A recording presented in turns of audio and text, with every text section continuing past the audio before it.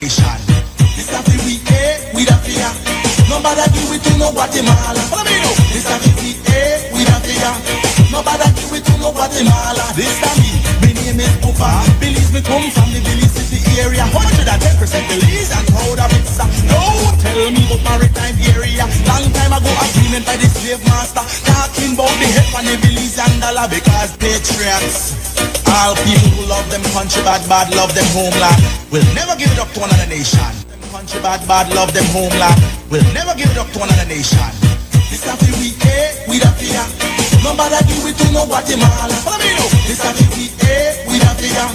Nobody give it to no Guatemala. This a me. My name is Pupa. Belize me come from the Belize City area. 110% Belize and proud of it. No, tell me about maritime area. Long time ago agreement. And welcome to Sunday Review, where we make sense of the news, the only news review talk show in the country. I am Sister YaYa Marin Coleman, a producer and host. With us this morning, we have good troublemakers. Brother Mutota, revolutionary from the Republic of Trinidad and Tobago, and our guest is Sister Esther Xosei. No stranger, Sister Esther, the family. Her parents are Guyanese and Bajan, but she is in the heart of the belly of the beast, the UK. Good morning, Brother Echo. Good morning, Sister Esther. How the morning, Brother Echo? Morning, Sister YaYa. It's a very gray and gloomy morning here in Atlanta, where I am at the moment. But it's a wonderful day to be on with you and Sister Esther, and extend greetings to our listening audience once again. Thanks, Brother Echo. How do you feel this morning, Sister Esther? Yeah, I'm great. Although it's not morning here, it is afternoon. Yes. 4:30 in the afternoon, and it is dark already. Yes, and it's cold, no? It's cold and it's wet and it's dark. And it's okay. Here in London. Yes. Yes. Give my family in the house my greetings, please. Sister Esther is a legal specialist and an international expert on reparations. We are live streaming on XTV Belize Facebook page and YouTube, local channel XTV Belize, live streaming on Creme Radio. That's the first Sunday of the month, so I know our time, right? A time for Caribbean news story. Brother Akos, one eye specialization. Brother Akko, let go them bag of Caribbean story. Make a Sister Esther. Good morning again, Sister YaYa and Sister Esther. So this morning, we will begin with a headline out of Venezuela. As we know, Venezuela is in the news because of the threats posed by U.S. imperialism against Venezuela. And so we tend to want to understand what is happening in Venezuela and why. So this morning we begin with an article out of Venezuela. The headline is Venezuela, the threat of a good example. And it's a conversation with an Italian revolutionary activist called Geraldina Colotti. And it begins, and I would read just a few paragraphs to get the context. So it reads, in a world turned upside down, activist Geraldina Colotti argues that no good deed and no sovereign project goes unpunished. So her perspective is that because Venezuela is a good example for oppressed people and a country that struggles for its sovereignty is being punished. As Washington intensifies its hybrid war against Venezuela, combining sanctions, lawfare, psychological operation, and military threats, the South African country once again finds itself in the headlines.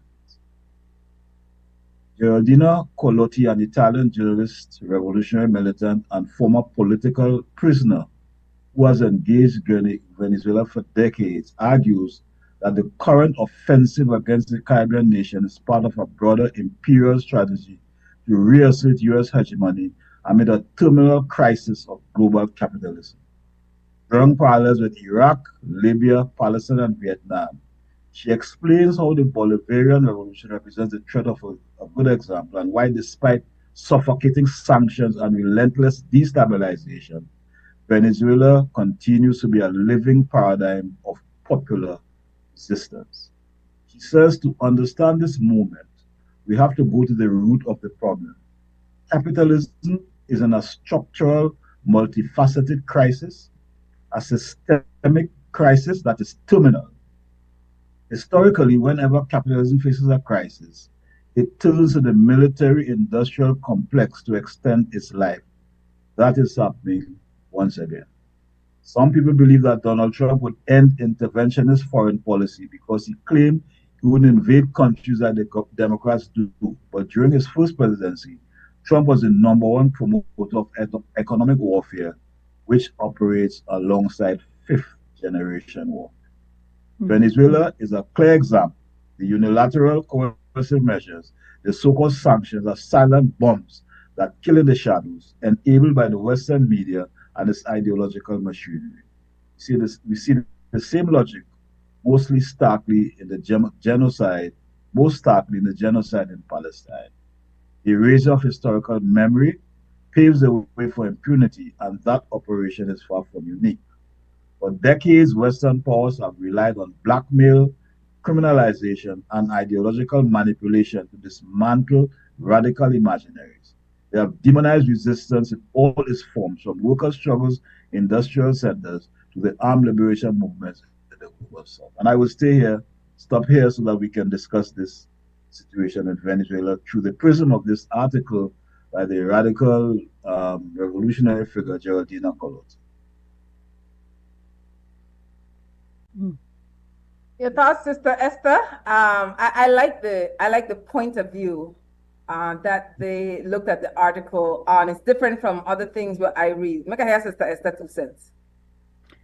Well, yes, it is definitely an example that they don't want the powers that be, as it were, in terms of US imperialism, but we can talk about Euro-American imperialism, don't want an example for the world that is different to their racially capitalist neoliberal sort of system of domination, which is dying.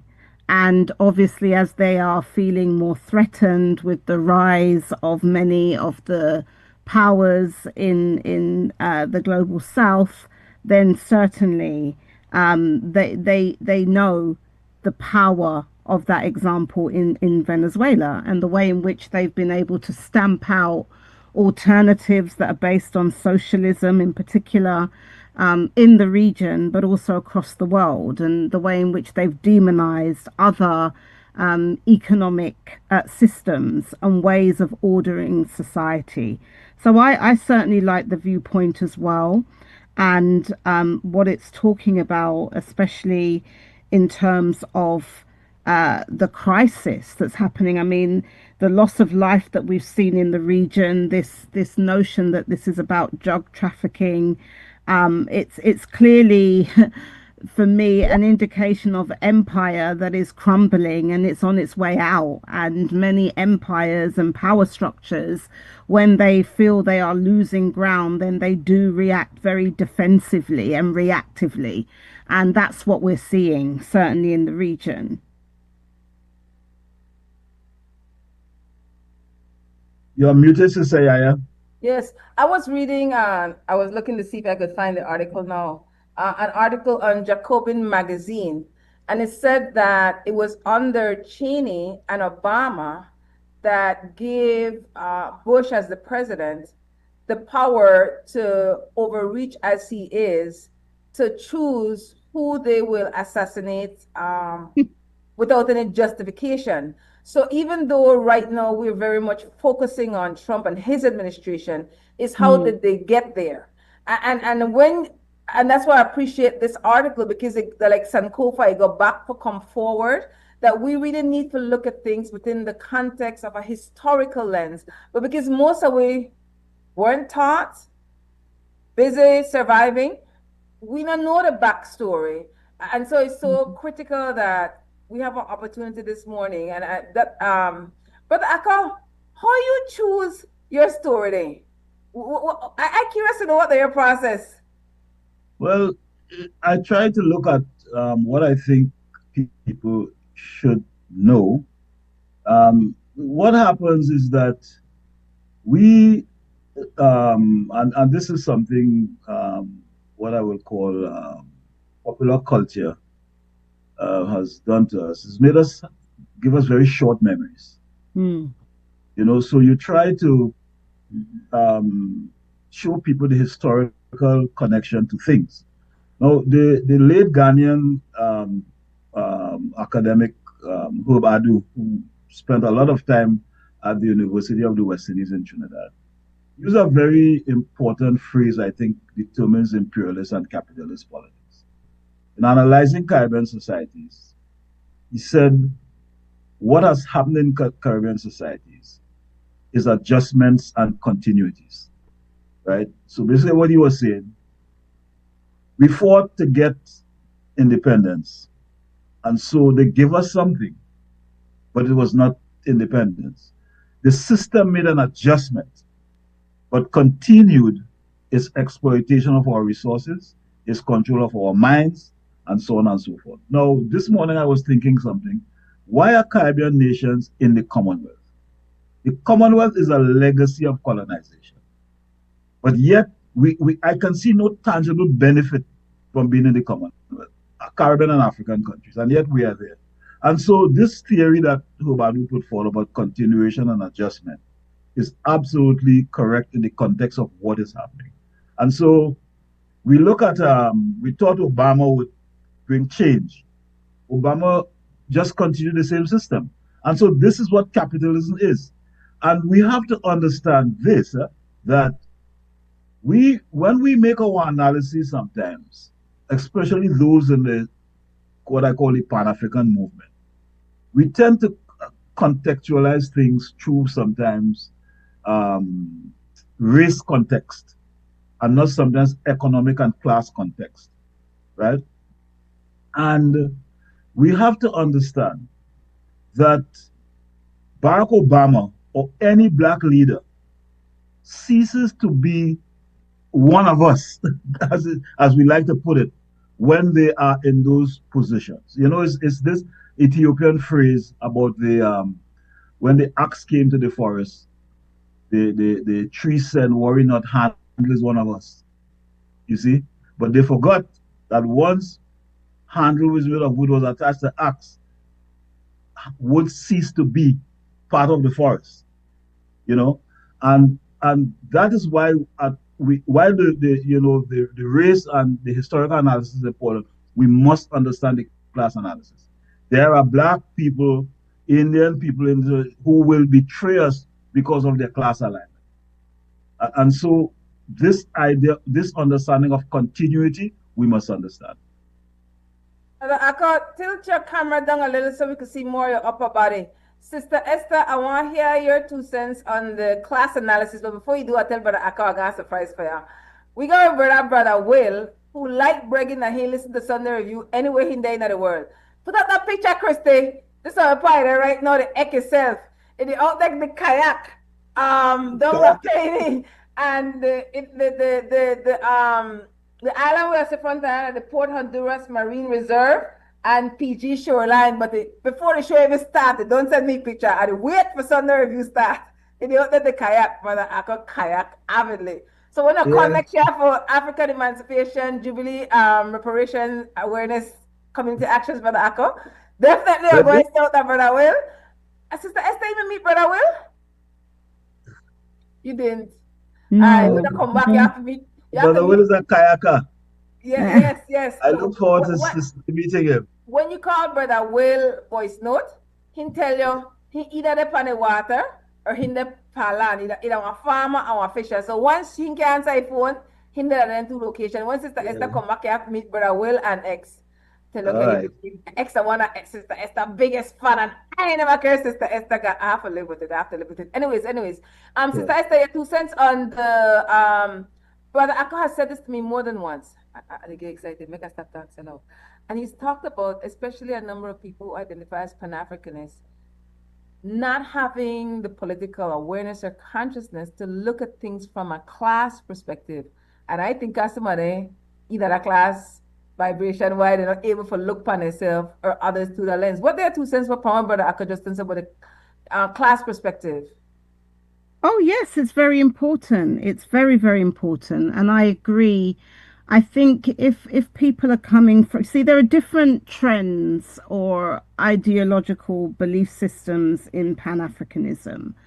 And certainly I learned about class analysis from people who had kind of an orientation in socialism, in Marxism, in communism, where there is a strong class analysis.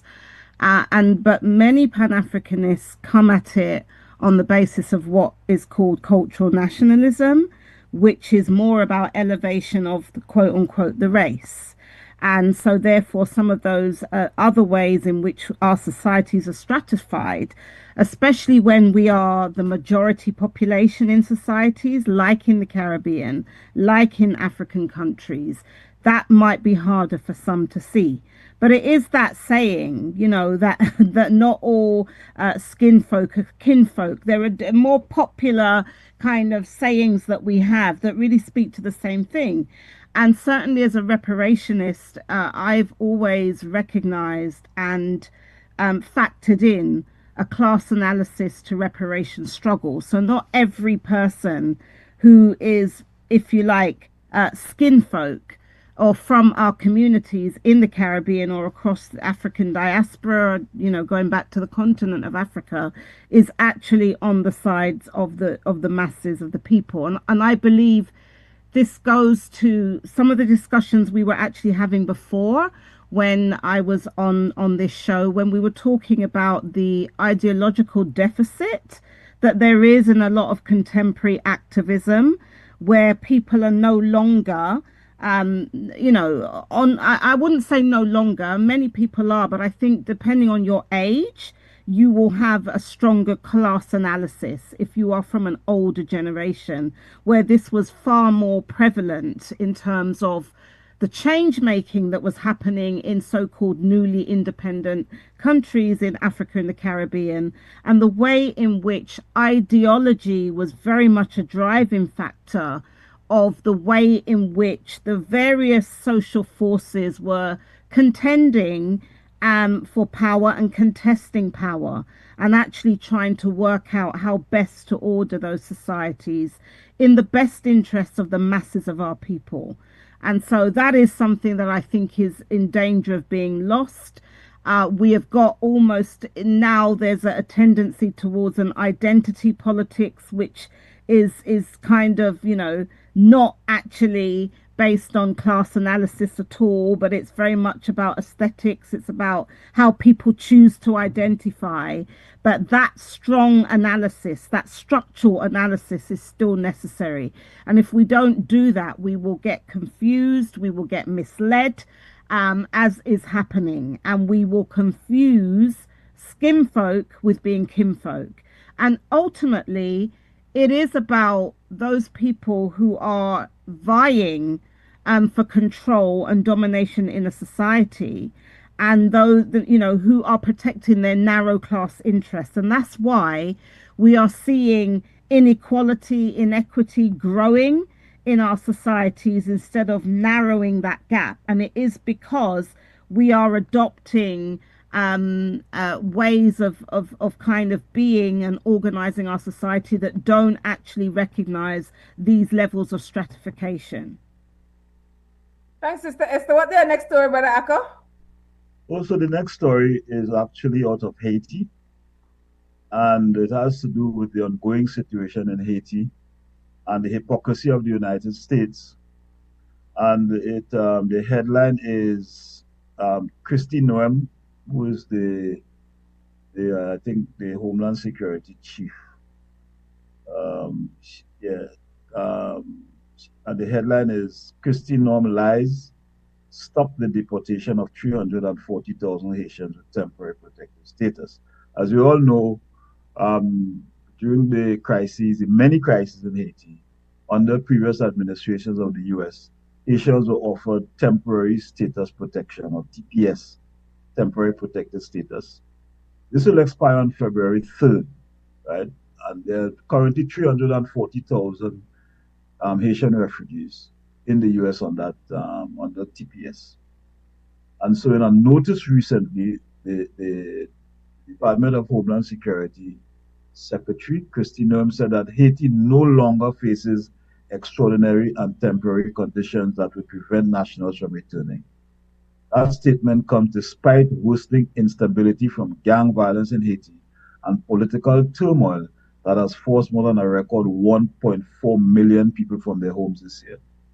Despite acknowledging that certain conditions in Haiti remain concerning, including mass displacement and gang violence, and that the country's turmoil has spillover effects that threaten not only Haiti but the stability of the wider Caribbean and the Western Hemisphere, the notice nonetheless argues that allowing Haitians to remain in the United States is contrary to U.S. national interests. And so I would stop here because I think that makes the point, right? That the article goes on to talk about Trump's attacks on Haitians. When he talk about they were eating dogs, and then Biden during his presidency had border patrol agents whipping Haitian migrants in scenes reminiscent of slavery, right? And so under pressure, however, from immigration activists, Biden renewed the TPS for Haitian migrants for 18 months on July 1st, right? So Trump's Homeland Security Chief, Kristi Noem, has partially vacated the extension and so on and so forth. So this is the context in which the U.S. is saying that the 340,000 Haitians should return to Haiti because conditions don't warrant them being in the United States anymore. Esther, as the racist, imperialist, capitalist structured system continues the violation of our African kinfolks in Haiti. Your view, Sister Esther?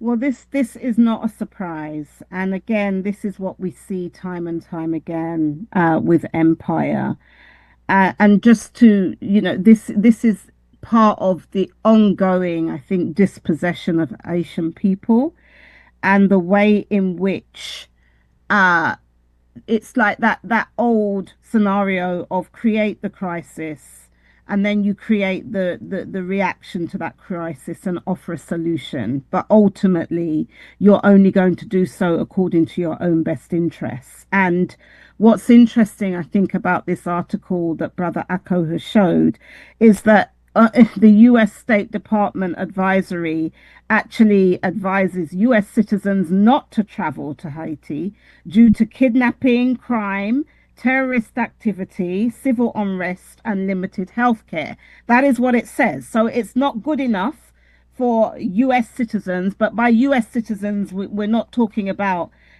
African American citizens or indigenous American citizens. We're talking about citizens racialized as white. It's not deemed to be acceptable for them.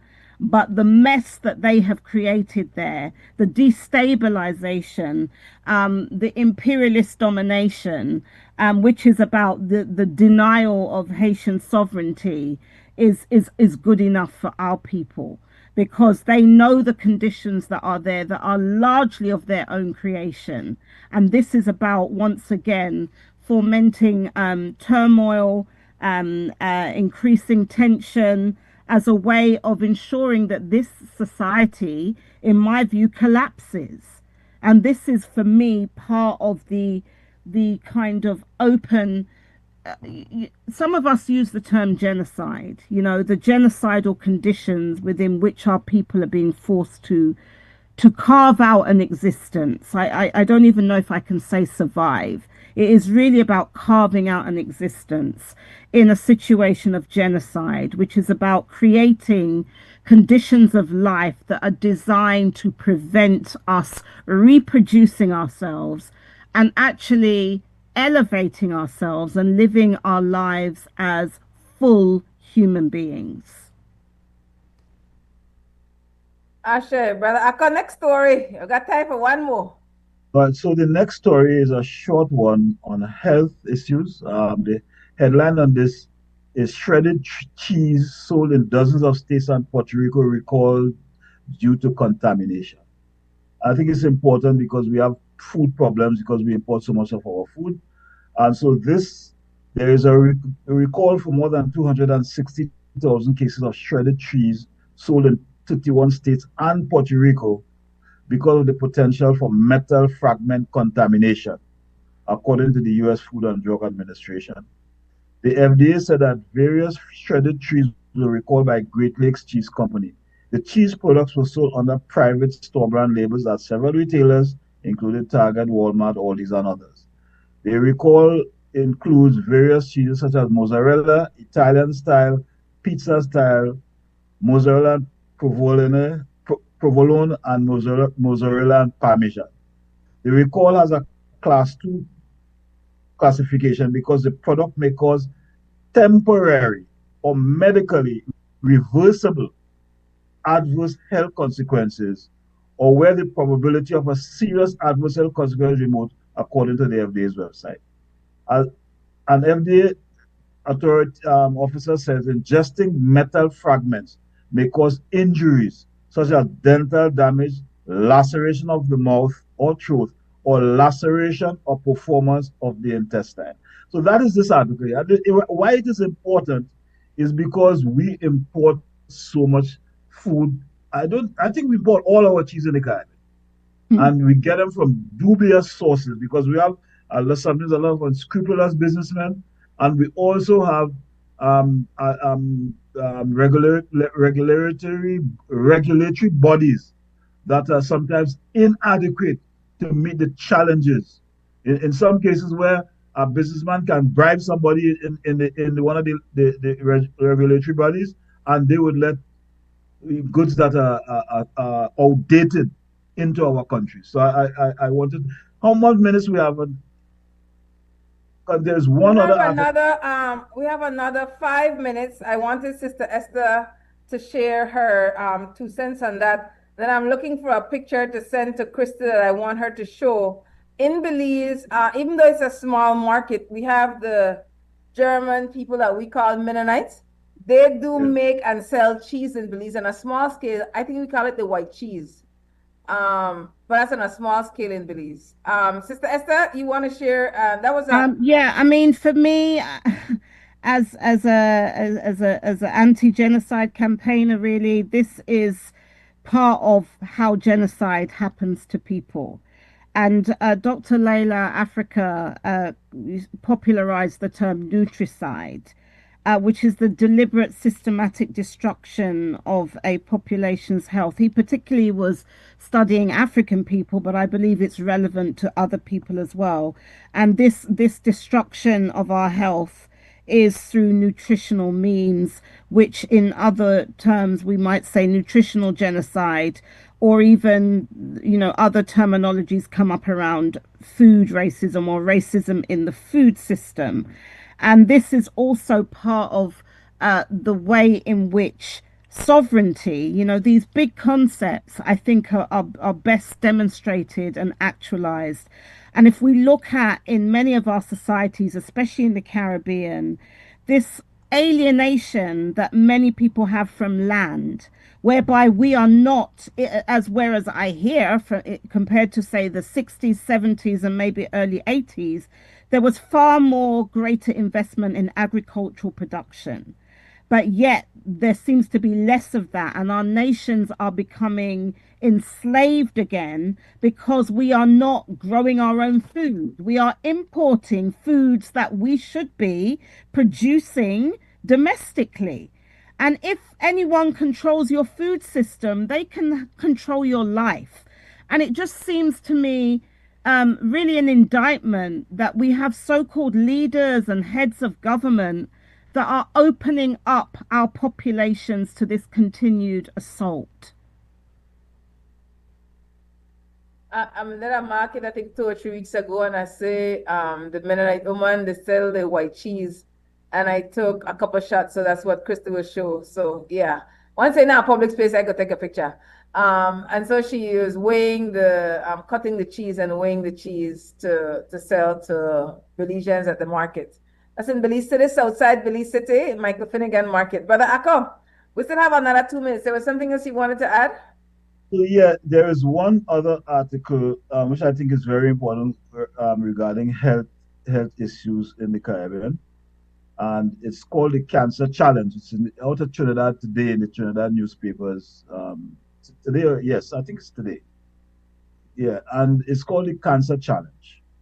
And it has to do with the fact that one of our top sportsmen, and Sister Esther may know him, a guy called Shaka Hislop, used to play football or soccer in the United Kingdom in the Premier League, right? So the article is the Cancer Challenge. And it reads, there is no type of cancer more deadly or prevalent among men in this country than prostate cancer. Yet awareness is not as high as it should be. That might change after this month's brave disclosures by football icon Shaka Hislop, 56, and fashion stalwart Christopher Nathan, 63. Both come from different walks of life and age groups, yet they are tied by the fact that they both have had to battle disease. Mr. Hislop on December 3rd revealed early detection helped save him. But on December 2nd, Mr. Nathan told this newspaper he was facing a choice between seeking palliative care or treating his condition with a mixture of radiation and chemotherapy. The urgent need for more awareness is brought home by the diverging experiences by the two men on social media. Mr. Hislop was accustomed to having annual checkups. Genetic markers further gave no indication of a family disposition to disease. Even so, that did not save him from having to contend with it. After an MRI and a biopsy, by the middle of 2025, the cancer had spread to his pelvic bone, but recently he completed a course of radiation. This contrasts with Mr. Nathan's experience. He had been having back pain since July. Doctors at Mount Hope, Trinidad, and Scarborough, Tobago diagnosed osteoarthritis. Relocating to St. Vincent and the Grenadines, he thought this manageable until this month when pains and spasms returned him to the hospital. It was then that doctors at Milton Cato Memorial diagnosed stage 4 metastatic spinal cancer, and he had been afflicted with prostate cancer for some time. Taboos, prejudices, and cultural attitudes stand in the way of our ability to deal with what this is, by any standards, a serious public health issue. Men either do not access health care or only do so after signs and symptoms. Many prefer to suffer in silence. They are taught to avoid weakness. At play as well are gender norms and a macho culture that leaves no room for vulnerability. Meanwhile, the Caribbean has some of the highest mortality rates in the world. And so this, I felt it was very, very important to understand, because this is an ongoing issue with all men in the Caribbean relative to prostate cancer and other forms of cancer. You have to go to break, but that's something we definitely have to look at. Men, prostate cancer, and misdiagnosed. People, anyways, we're going to break. I calm myself now. When we come back, we'll continue the conversation with Sister Esther, Brother Akko, and myself. Break time. All right.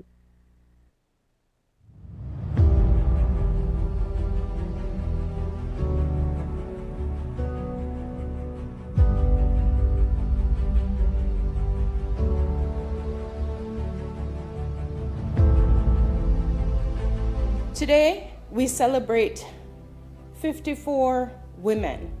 We celebrate your resilience, your growth, your achievements, but much more importantly, we celebrate your power. 56 participants across these regions engaged in intensive weekly sessions in business planning, financial management, branding, digital marketing, customer service, labor laws, and digital payment methods. The successful completion of this phase of the increasing economic forum for micro-entrepreneurial projects marks an important milestone, not only for the project, but for you personally. When I first joined this program in September, I stood among approximately 30 women, each of us with different backgrounds, different dreams, and different stories. But we were united by one goal: to grow, to learn, and to build something meaningful for ourselves and our communities. Looking back, I can say with confidence that this has been one of the most transformative experiences as a young businesswoman.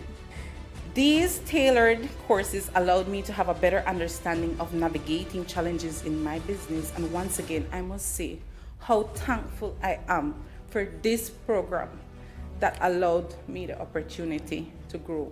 So what I had thought was just a way to make a few bucks to make ends meet, transitioned into an opportunity to build a business that will be able to sustain itself and provide for my family and to help create healthier lives in my community. This program has given me the knowledge, confidence, and empowerment that I will carry with me for the rest of my life. I'm forever grateful for the opportunities that it has given to us all, not just to build a business, but to build an impact for young women all over Belize.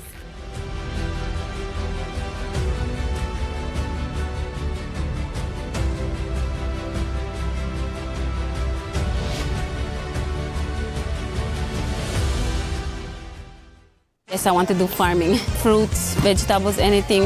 You don't have to go out there and buy, you have your own thing. This never happened when I come here too, baby. That's what you do. 200 lots, more lots than people with land of Ocasio.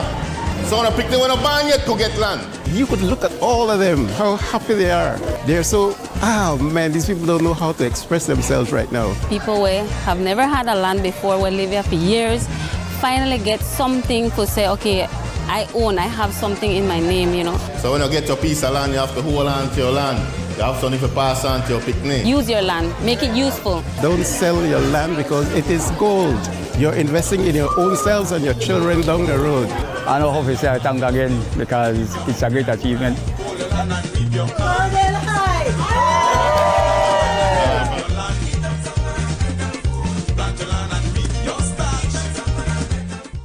Electricity is essential for everyday life, but behind every outlet, a lot is happening to bring you safe, reliable, and sustainable energy. Let's start at the beginning. Independent power producers across Belize generate electricity using a mix of renewable and non-renewable resources. Electricity travels across a network of high-voltage transmission lines capable of transmitting electricity across long distances. Electricity then reaches your nearest substation, where it is adjusted to a lower voltage, making it safe to travel on the distribution lines you see in your community. From there, electricity makes its final journey from the distribution lines to your home, providing you with safe and reliable power when you need it. We continue to serve you. Want all the postpaid perks without the commitment? Now you can with smart supercharged prepaid plans. All the talk, text, and data you need. No contracts, no hassle. Pay upfront for your package and enjoy total freedom. No commitments. Just simple, flexible plans that fit your life. Pick your power, Core, Edge, or Prime. Prepaid plans, ready when you ready. Commit to no commitments and get yours today. Dial 7526 or *100 pound key, use the Smart app, or visit a Gimme Dollar agent to purchase today. Smart, bringing people together.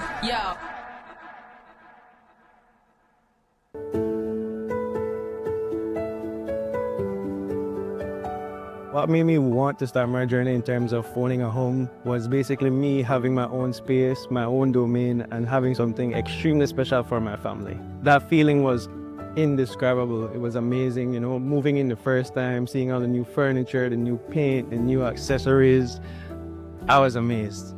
Home for the holidays means to me bonding with my family, having an amazing time in the Christmas spirit. I would highly recommend Atlantic Bank's personal loans for home renovations because of what it did for me. I fixed my kitchen, I fixed my storage, I fixed my master bedroom, my showers, you name it, I fixed it.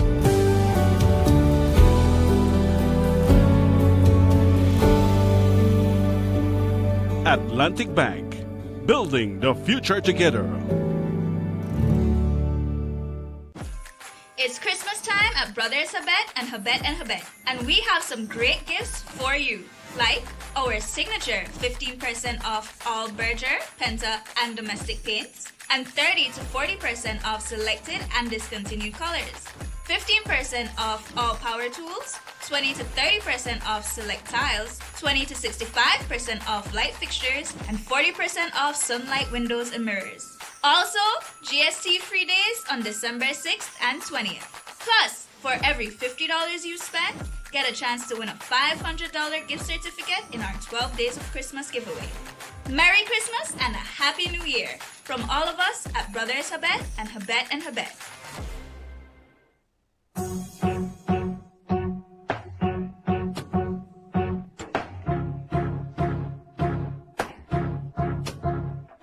This a trend New Year's Day cycling classic. The sugar and the cream, the sugar and the cream. Creme New Year's Day cycling classic. The sugar and the cream, the sugar and the cream. Creme New Year's Day cycling classic. The sugar and the cream, the sugar and the cream. Creme New Year's Day cycling classic. The sugar and the cream, the sugar and the cream. From the border to the boulevard, physical fit.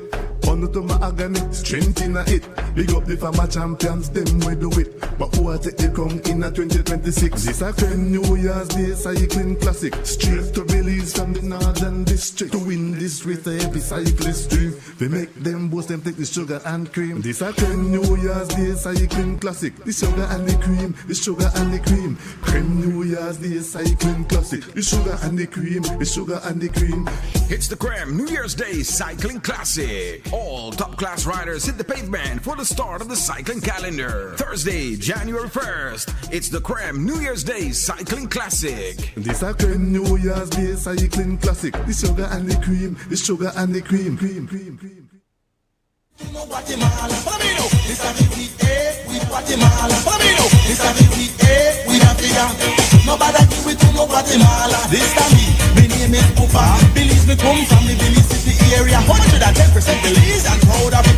Don't tell me about maritime area. Long time ago agreement by the slave Come back to the master. second segment of Sunday Review. We'll probably make sense of the news, and it's the first Sunday of the month, so it's all things Caribbean.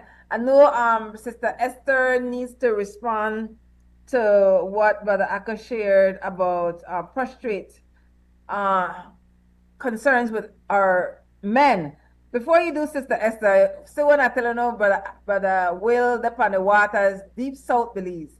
Now, Brother John Mussington, the Barbuda, from the Twin Islands, Antigua and Barbuda, send me one news article from out of the Guyana Times, the Trump corollary to the Monroe Doctrine, and he want to know what if we 2 cents on it, and he sent for him 2 cents too. So make Sister Esther go ahead and give her she 2 cents on the prostrate concern that from the news article Brother Akka just shared, and then we'll come back and see if Brother Akka had time to look at it, and then I'll share Sister Esther there, look at what Brother John shared, and then share what Brother John had to say about that guy in his article. Sister Esther. Yes, I was just saying that this issue of prostate cancer disproportionately impacting men in the Caribbean, that is also the case with our men in the UK of African Caribbean heritage. And we know that there are similar incidences in the USA as well as in West Africa. And so this is definitely something that is disproportionately impacting men of African heritage, whether we're in the Caribbean, whether we're living in Europe, whether we're living in the wider Americas or even West Africa. In the UK, 1 in 4, they would say black men here are diagnosed with prostate cancer. And in fact, there was a campaign for there to be national screening in the same way that there is screening around breast cancer, and, women are given smear tests. But unfortunately, that campaign did not succeed. And there was a case that was being made that even if there wasn't national screening, there should be a targeting of men of African Caribbean backgrounds because of the disproportionate levels that we are finding. That is not the case. And so this is a case of, we're not going to, it's not even medical negligence, but sometimes it gets framed in that way. Racism in the medical system, whereby it is known, it is documented that we suffer with the legacies, and in fact the research has been done to trace this historically in terms of chattel slavery and colonialism, and how through a process of what's called weathering, we have developed certain environmental and also genetic or epigenetic predispositions for particular illnesses. And so this just once again shows how it's a form of slow genocide, really and truthfully, because this is not only about being diagnosed, this is about our men dying, early death. And when we look at a global pattern where we're seeing our men being killed, having their life shortened, we have to look at this, I think, if we are a conscious people. And in the UK, prostate cancer has overtaken breast cancer as the most common cancer diagnosis that there is. But yet it's not deemed serious enough to provide national screening for our men. What else do we call this? Absolutely. Wow, Sister Esther, that complemented what Brother Akka said perfectly. Absolutely. Last night I was listening to interview with Jyoti Bra of the Communist Party of the UK. He was interviewed by Garland Nixon, black YouTuber. And she was citing an example in the United Kingdom about a Soviet doctor who left the Soviet Union and came to live in the UK. And in analyzing the mental illness problem, found out it was a dietary problem, And so the point that Sister made, connecting food previously with the other health challenge that we spoke about with the cheese, the poison cheese, which is what it is. And now we have the issue of of prostate cancer. And so everything traces back to our diet, And even the research that Hilary Beckers and they did with the reparations, which showed that high blood pressure in the Caribbean and in Africa, in the Caribbean especially, we are unresponsive to the medicines. The medicines work on people in Africa, work on Europeans, but not on us, because whatever mutation we may have had, it affected our physiology, and so we have resistance and so on. So these are issues that we have to be very mindful of. And I'm glad Brother John is listening, because one of the things that I was on a panel a few years ago in Antigua, about Antigua, and they showed you, I think at one point in Antigua, there were over like 1,000 farmers. And I think now if there are 100, you have plenty. So the whole agricultural sector in Antigua has been demolished to make way for the tourist industry. And a similar thing is happening in Jamaica and so on and so forth. So this idea of food sovereignty. So we talk about independence, but we don't have food sovereignty. We don't have food independence. And so this is an important aspect of our political movement. The idea that we must incorporate food sovereignty in our societies as a meaningful element of national sovereignty and true independence. Thanks, Brother Akka. Did you get a chance to look at that article? Yeah, I did read the Trump corollary to the Monroe Doctrine. And for those who may not understand what the Monroe, let me just read a bit on what the Monroe Doctrine is before I make my comment. So the Monroe Doctrine was established in 1823. It was a U.S. foreign policy principle declaring that the Western Hemisphere is off limits to further European colonization and intervention. Well, at the time it sounded progressive, stating that any such attempt would be seen as an aggression against the U.S. in exchange for U.S. non-interference in European affairs. Okay, right. Then this was primarily crafted. The Monroe Doctrine was primarily crafted by Secretary of State John Quincy Adams. But later on, it was expanded. Another what is called corollary was expanded. It was called the Roosevelt Corollary, justifying intervention and challenged by policy like the good neighbor policy, but it still remains a critical element in hemispheric strategy for the U.S. Okay, so the Roosevelt corollary, right, into what you may call introduced interventionist politics into the Western Hemisphere by the United States. So what we have with the Trump corollary now, and this is the point I made earlier about adjustment and continuity. So if you look at it, it was the Monroe Doctrine, then you had the Roosevelt corollary, and now you have the Trump. And if next week J.D. Vance come and they see something that they believe will stop our advancement and what they perceive to impact negatively American interests, they will introduce something else to keep us enslaved. So this is just a continuation. The statement I said earlier that Herb Adu so famously stated, it is adjustments and continuity. U.S. foreign policy to us has never changed. It is consistent. They remain the masters. We remain the slave. But let me just read a bit of the Trump corollary here.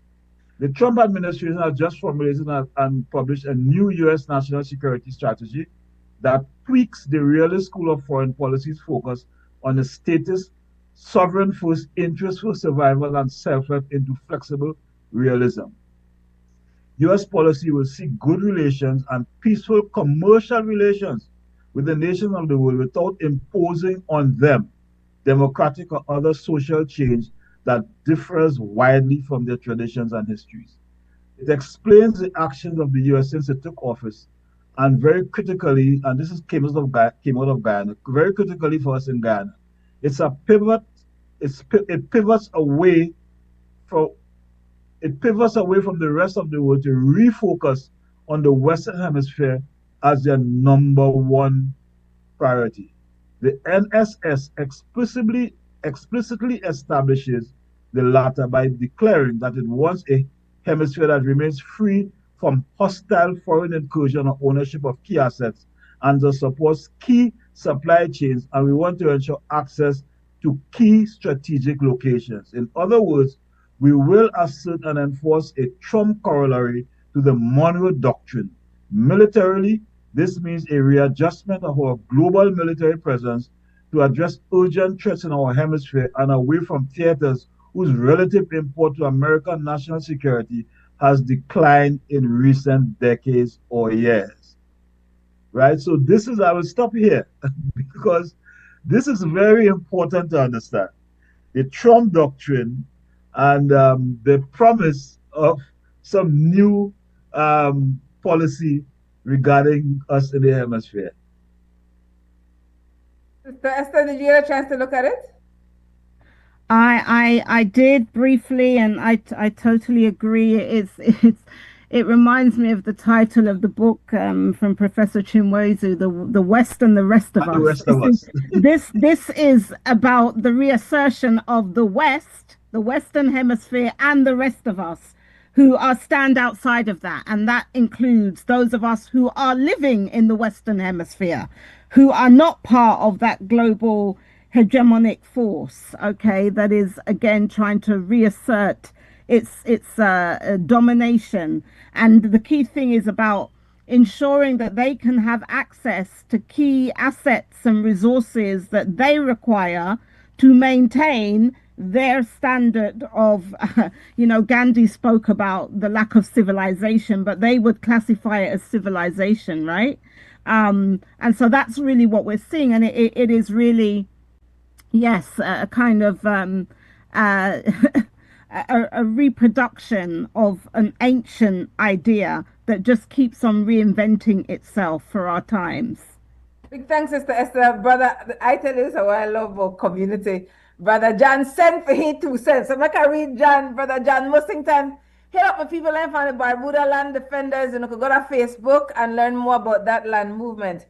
This is Brother John's response. The Monroe Doctrine was a disgraceful extension of the chattel and slavery and its grandchild colonialism. Colonialism is now being considered alongside chattel and slavery as a crime against humanity. Isn't it therefore outrageously unconscious for the writer to be attempting to legitimize Trump's addition as somehow beneficial to Guyana? What about the rest of the region and the generations that have suffered from that inhumane and criminal doctrine? Thanks, Brother John. So Sister YaYa, one of the things that you look at the governments in Guyana and the governments in Trinidad, right? And I would go on to say not just the government, the elite, right? The political and academic elite in Trinidad. They were quite willing in Trinidad, for example, to take us back in I don't even want to call it neocolonialism because we are neocolonial, but they were quite willing to sacrifice our sovereignty and our independence, to serve the interests of the Trump administration, which is what they have done in Trinidad relative to the support that the government of Kamla Persad Bissessa gave to the U.S. in support of the Venezuelan incursions and so on. The regime in Guyana has a similar tendency. And that is to a large extent is because ideologically they are ethnocentric regimes. That's what they are. And in other words, they are prepared to play the minority card in the Caribbean, which is what happened during the Federation, right? In which even people like Jagan, who made very disparaging comments about the Indians being minority in Guyana at the time, and then because of the Federation, would even become a further minority. So this is the kind of ethnocentric ideology, and people are not calling it for what it is because that's what it is. It's an ethnocentric ideology, very reactionary, like Modi Hindutva in India, right? That is now running this thing, and it also has a parallel. If you look in the United States with a lot of the so-called Indian Republicans like Dinesh D'Souza and the one who was the Trump last, Nikki Haley, and so on, a very, very reactionary and right-wing position, right, that masquerades itself in minority politics, which is a certain kind of ethnocentric ideological posture. And that is very dangerous for the Caribbean. We inherited this, and none of our leadership and even the political systems and education systems have not attempted to address this. And now what we are reaping is the whirlwind that we have sown by ignoring this ideological and reactionary divide that has existed in these plural societies like Trinidad, Guyana, and Suriname. Thanks, Brother Akko. You want to add anything, Sister Esther?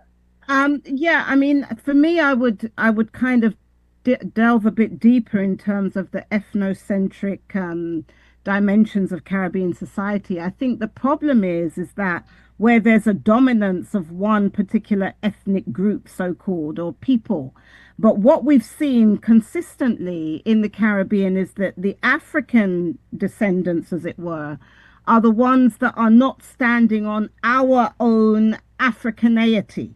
That is what I see as being part of the problem. Now, for instance, Professor Hilary Beckles has a really interesting book it's called Barbados Cuffy's Kingdom, and it talks about the first New Black World Freedom Plan in 1675. And it was an Akan leader that had been trafficked to Barbados that had a vision for the reconstruction of that society that was based on Akan governance principles. Whereas what we have is obviously the legacies of Eurocentrism.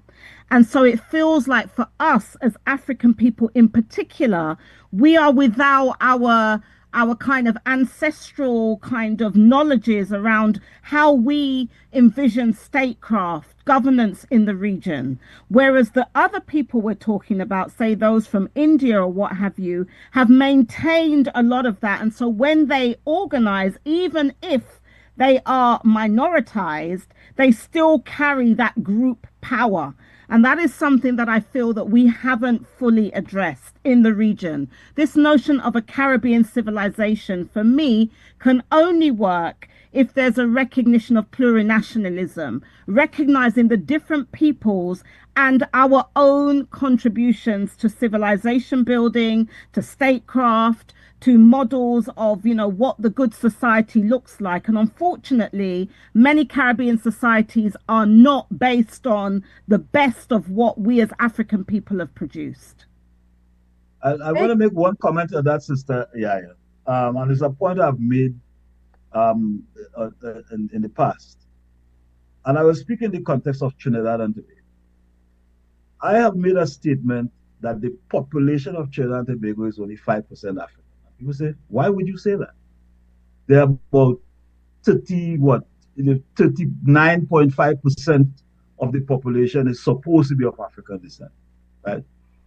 Now, the People's National Movement, which is historically regarded as the African party, the so-called African party, ruled Trinidad for 25 unbroken years, right?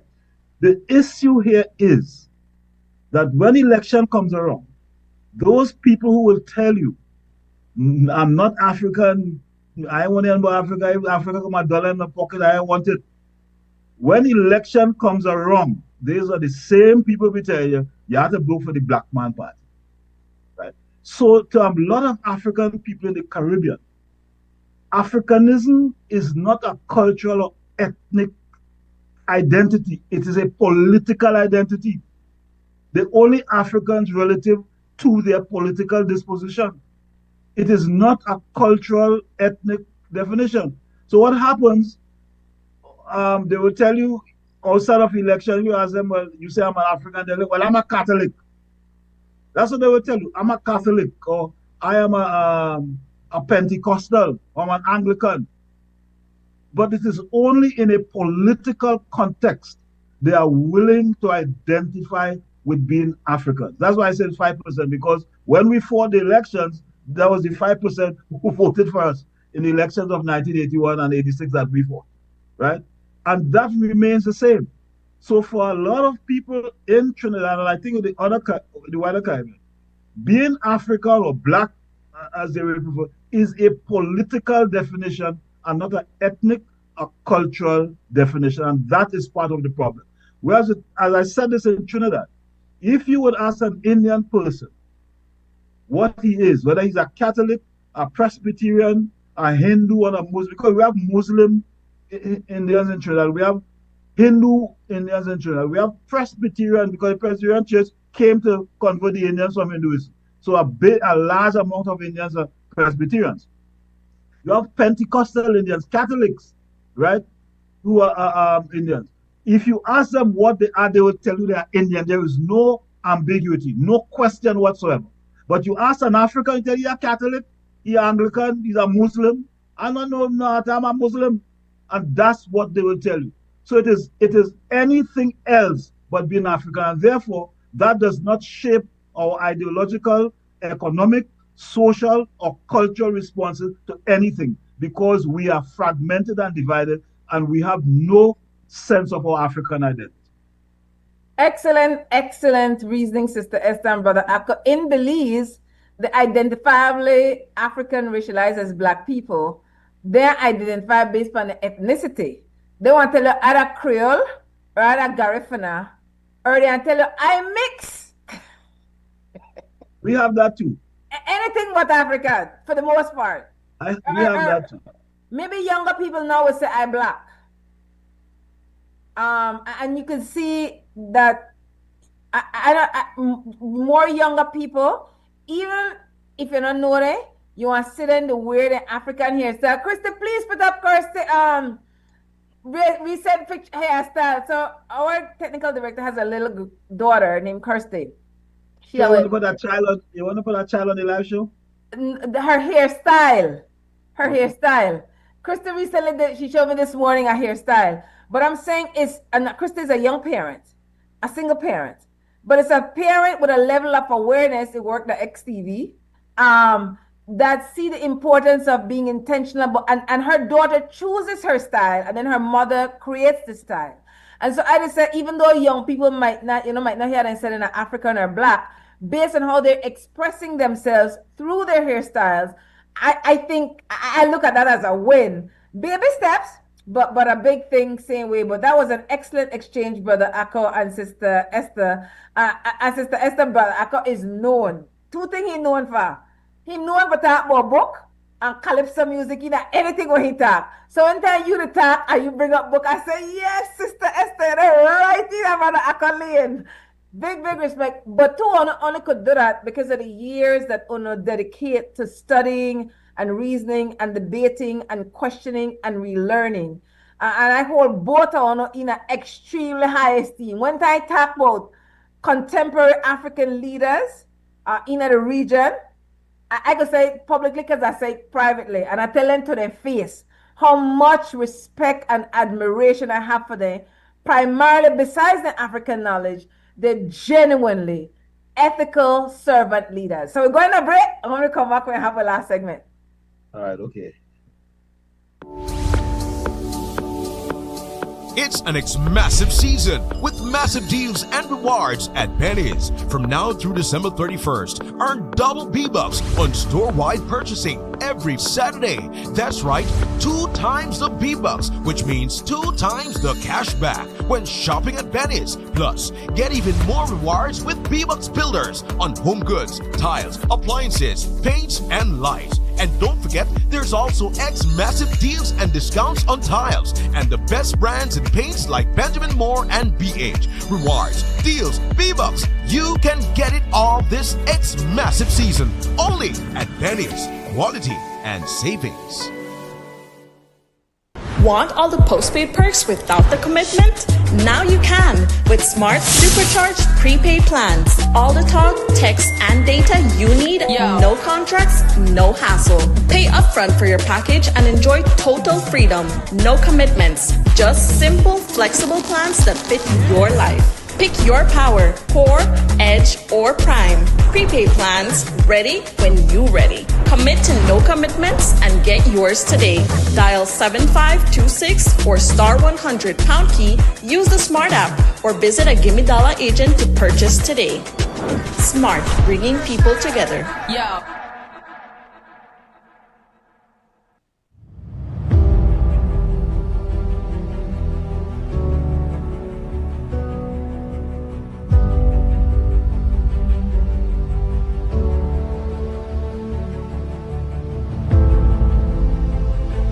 Today, we celebrate 54 women.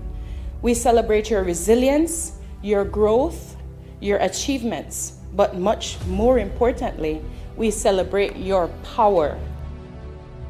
56 participants across these regions engaged in intensive weekly sessions in business planning, financial management, branding, digital marketing, customer service, labor laws, and digital payment methods. The successful completion of this phase of the increasing economic forum for micro-entrepreneurial projects marks an important milestone, not only for the project, but for you personally.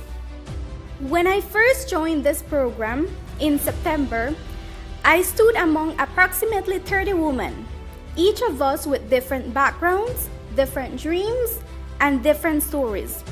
But we were united by one goal: to grow, to learn, and to build something meaningful for ourselves and our communities. Looking back, I can say with confidence that this has been one of the most transformative experiences as a young businesswoman.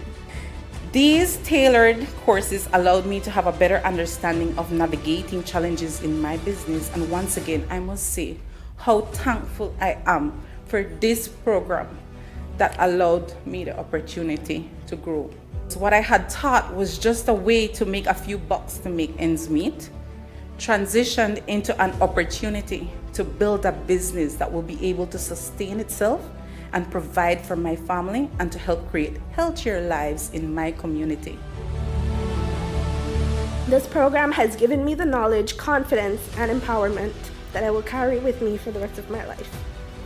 I'm forever grateful for the opportunities that it has given to us all, not just to build a business, but to build an impact for young women all over Belize.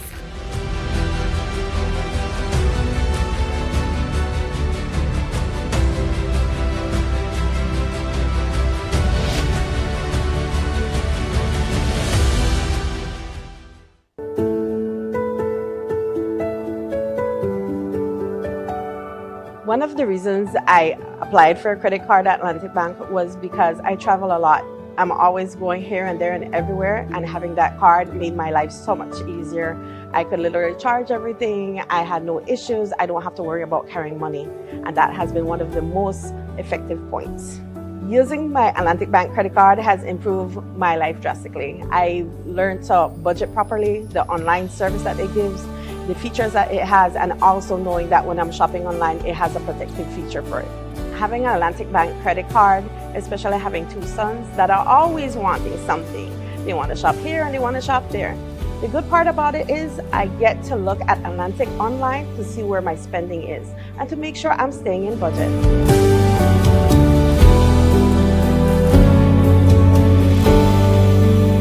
Atlantic Bank, building the future together. GST free weekends are back.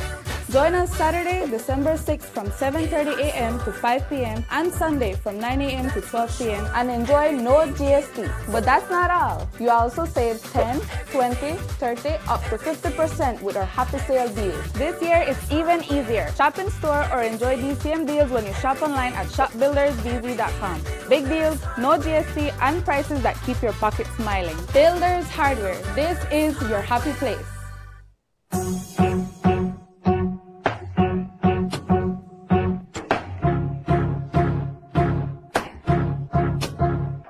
This a creme New Year's Day cycling classic. The sugar and the cream, the sugar and the cream. Creme New Year's Day cycling classic. The sugar and the cream, the sugar and the cream. Creme New Year's Day cycling classic. The sugar and the cream, the sugar and the cream. Creme New Year's Day cycling classic. The sugar and the cream, the sugar and the cream. From the border to the boulevard, physical fit. On to my agony, strength in a hit. Big up the farmer champions, them we do it. But who are take the crown in a 2026? This a creme New Year's Day cycling classic. Straight to Belize from the Northern District. To win this race, every cyclist dream. They make them boast, them take the sugar and cream. This a creme New Year's Day cycling classic. The sugar and the cream, the sugar and the cream. Creme New Year's Day cycling classic. The sugar and the cream, the sugar and the cream.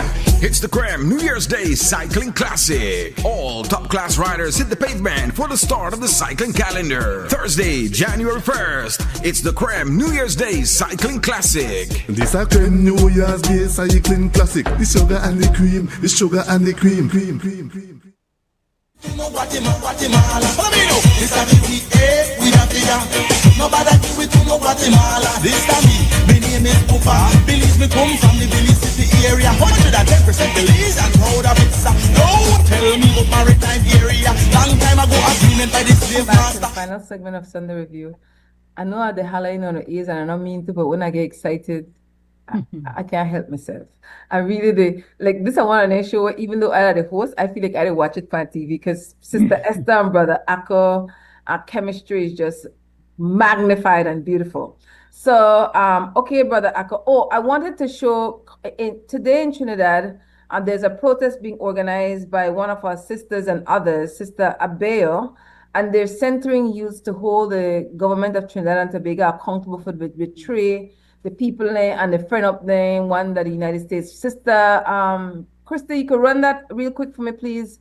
I want to check out the sister on IG.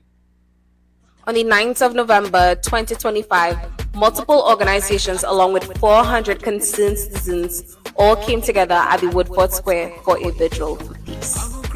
At the event, religious leaders, speakers, performers, and artists gathered together to convey one simple message: that the Caribbean, specifically Trinidad and Tobago, must remain a zone of peace. According to the Trinidad Guardian, Prime Minister Kamala Persad-Bissessar described the vigil as, and I quote, a dismal failure. So in response to her very constructive and encouraging statement, there's only one thing left to do, which is do it again. So just like last time at the Woodford Square Park, there's going to be a Vigil for Peace Part 2 on Sunday the 7th of December 2025 from 4:30 to 6:30 p.m. Only this time with an emphasis on amplifying youth voices. If you believe that Trinidad and Tobago must remain a zone of peace, this event is meant for you. No matter religion, age, political beliefs, all are welcome. Come stand with us for peace. Big thanks. Okay, Brother Akka, what next story you gonna line up? So, Sister YaYa, I don't want people to forget that the hurricane in Jamaica has impacted the people of Jamaica in in a very severe way, and especially women. And we have a tendency in the Caribbean that when things are out of the news, to forget that there are real victims, after any catastrophe. So this article is titled, the headline is From Ruins to Rebuilding, Three Jamaican Mothers Face the Future After the Hurricane. I think it's important because our women have, been have borne the brunt of many things, and we tend to not give them the kind of credit for their survival skills and so on. So it begins with three women in Jamaica whose lives were ended by the destructive force of a hurricane which battered the Caribbean island are looking to rebuild their future. Three women in Jamaica, right before Hurricane Melissa swept across Jamaica in late October 2026, Rose took her two children to a friend's sturdy concrete home to keep them safe. When they returned the next morning, everything had vanished. The house was gone, she said. I didn't even see the roof, just a piece of lumber. Entire neighborhoods were reduced to splinters by the hurricane, which left 36% of houses in the western part of the country either damaged or destroyed. Schools became shelters overnight, turning classrooms into temporary homes. Roads disappeared underwater, power outages spread, and thousands were cut off. Nearly 500,000 people were left in precarious living conditions. Among them are Rose, Sharon, and Sonia, three mothers whose lives changed overnight. I have a key but no house. For 9 years, Rose lived in this small wooden house, a donated structure that had become her family's refuge. Now only the foundations remain. I have a key to the house, but no house, she said. The air reeked of mud and decay. Nothing could be saved. Before the storm, Rose worked as a cruise dispatcher in Negril and her son as a hotel photographer. Both lost their jobs when the tourism industry shut down. A few classrooms away, Sharon faces a similar struggle. She arrived at the center with her two small children the same day her home and her father's home collapsed. Before the storm, she worked as a gas station supervisor. Now her workplace is closed indefinitely. Her children sleep on desks in the sweltering heat. Within the rows of desks and makeshift beds, families share what little they have: a meal, a blanket, a fuse of comfort. Amid loss, small acts of kindness create fragile connections. More than 1,100 people remain in 88 shelters in Jamaica, and over 120,000 households need urgent repairs after Melissa's destruction. Among them is Sonia, who fled her coastal home, carrying her grandson with a heart condition.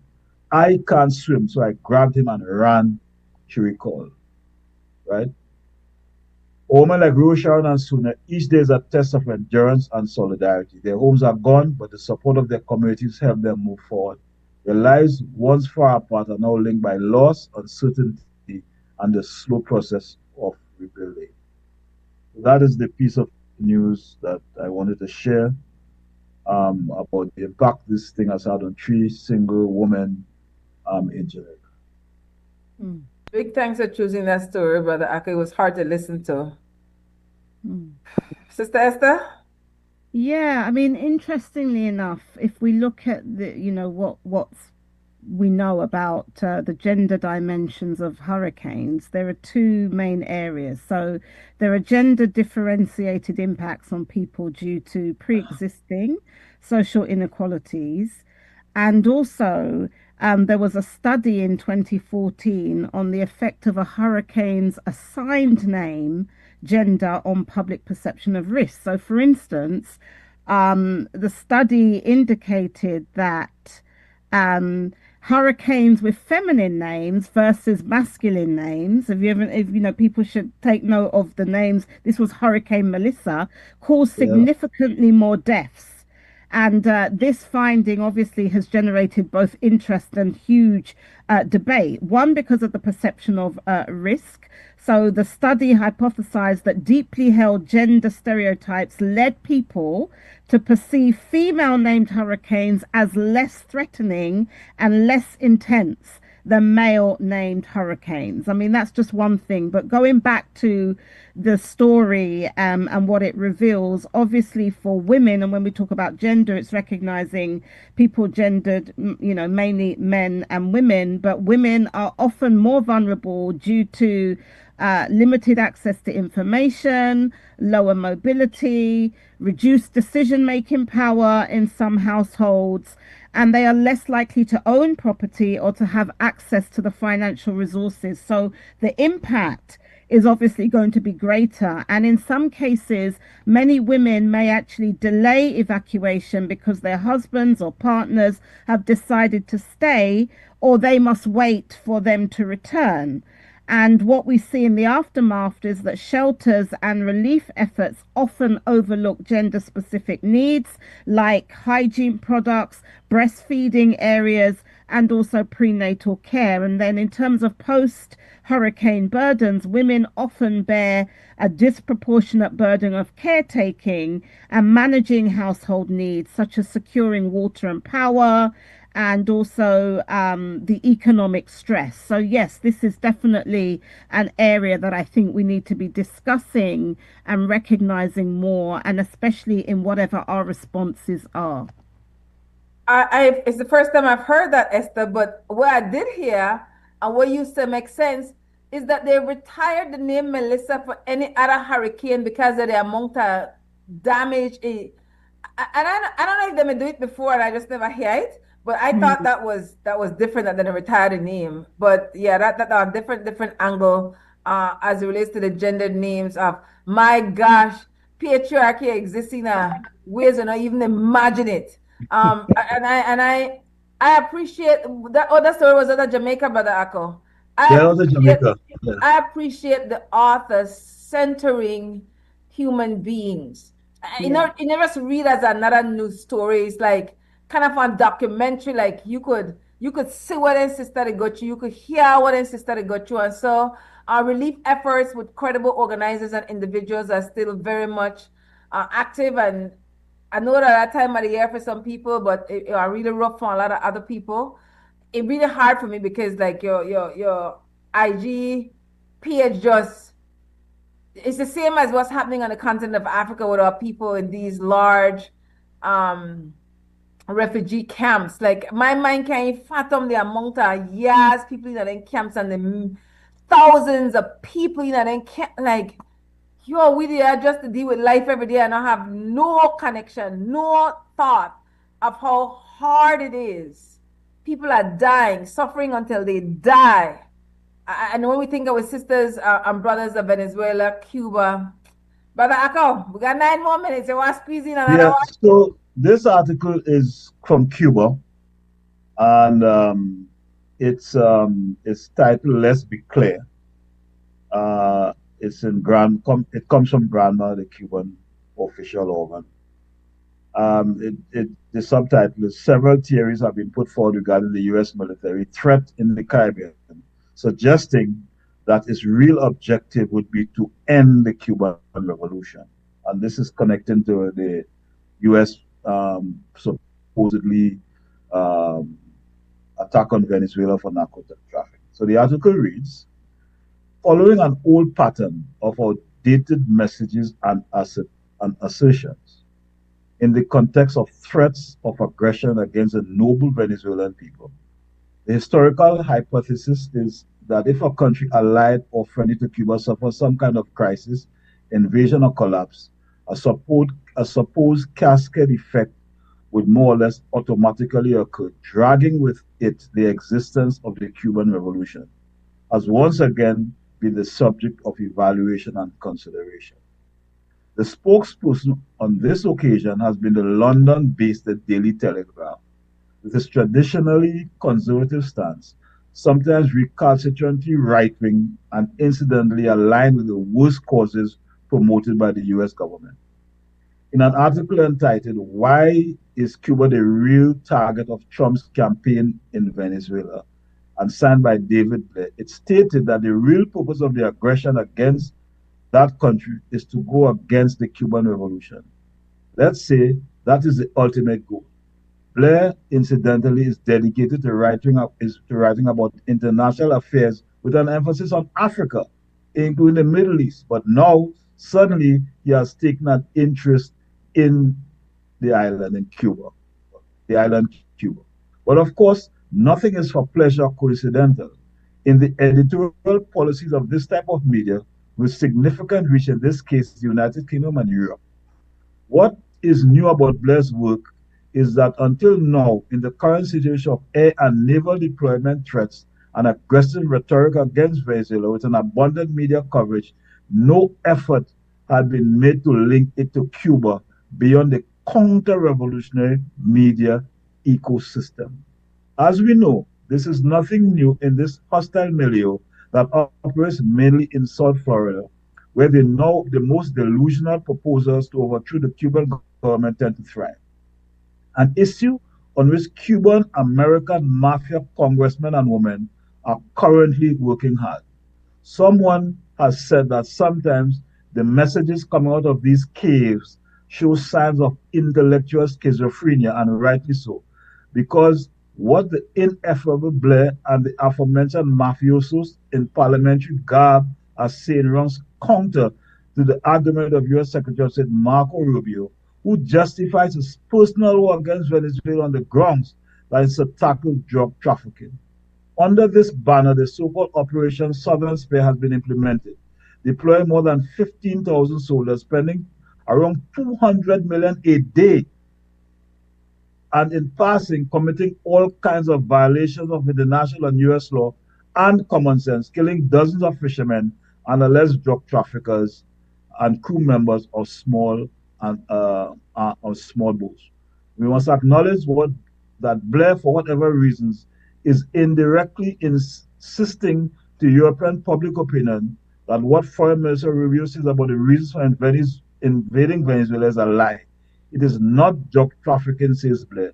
It is to weaken and especially destroy the Cuban Revolution. In this recurring plot, it is curious how history is forgotten or maliciously ignored. I would stop here because I think this is an important article to understand contextually from Cuba, looking at what is happening in Venezuela relative to this article in the Daily Telegraph.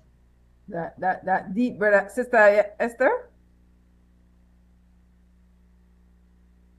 Very interesting article, and I did read the Telegraph article and was very struck by it in terms of it trying to argue that yes, the real target is Cuba, but I think both revolutions are a target, and going back to how we began the program about trying to eliminate this possibility and to give our people, or to remind our people, that another world is possible and that we are in parts of the region, and in particular in the Caribbean, we are still championing that and at the forefront of trying to establish another type of world.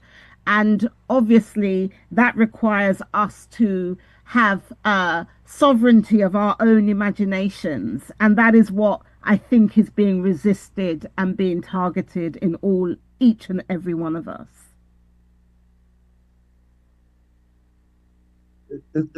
You're saying something, say, YaYa? Rako. No, what I was saying is an important statement Sister Esther made about imagination. And Fidel repeatedly would say, we must imagine a different world.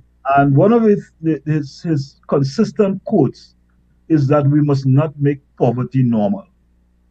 And what capitalism has done and continues to do is to make poverty normal and to throw the blame on the deficiencies of the system on the victims of the system.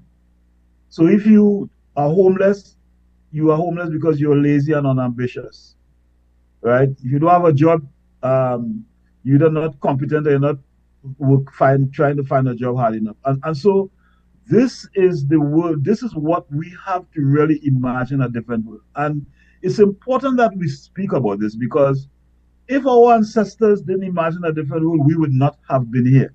I mean, to be in the bows of a slave ship, not knowing where you're going, what is going to happen to you. All that kept them alive was their imagination. And we have to understand that we are the products of an imagination. All of us living here are the product of our ancestors' imagination. And we have to imagine a world in which capitalism and imperialism is not the only alternative that Margaret Thatcher wants us to believe. Because what the media, and what some people refer to as the MIMAC, the Media, Industrial, Media, and Academic Complex, MIMAC, what that whole apparatus is meant to do is to stunt any idea of an imagination outside of what is prescribed or proscribed for you. Right? And that is why it's important that the struggle, while it has to function on a material level in terms of economic systems, theoretical level in terms of political systems, it has to function on a psychological and spiritual level in terms of our imagination. Fidel said it. Mao Zedong also said it. He said the first thing a revolutionary must do is to capture the imagination of the masses. And we are forgetting these lessons. So that statement Sister Esther made about creating our imagination, it is very important that we recreate an imagination based on our own realities. Thanks. I tell you, the listeners and viewers and those streaming online, they make my day right now.